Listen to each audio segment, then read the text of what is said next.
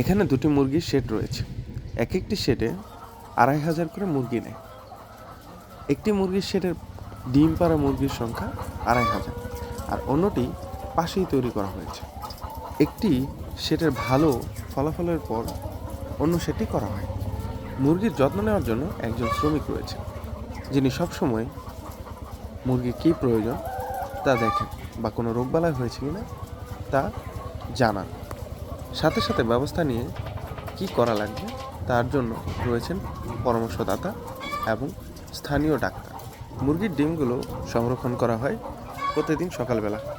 এখানে মুরগিগুলো খাঁচায় রাখা হয়ে থাকে।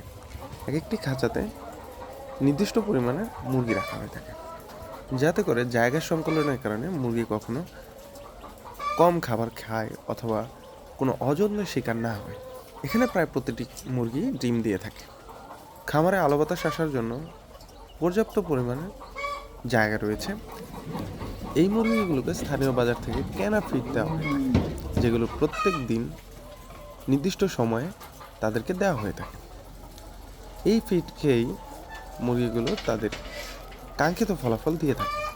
মুরগির বয়সের তারতম্যের কারণে মুরগির খাবারের পরিমাণ এবং খাবারের গুণগত মানও ভিন্ন হয়ে থাকে। খামারের তথ্য অনুসারে এখানে মুরগি আছে ২৫০০, যাতে প্রত্যেক দিন ৫ বস্তা পরিমাণে খাবার পায়।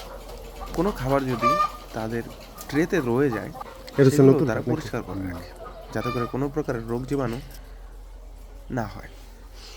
পানির সমস্যা হয় নাকি? এটুকু পানিতে হয় মানে এই ট্যাঙ্কিতে? দুই বেলা ৩ বেলা দিই। আচ্ছা আচ্ছা।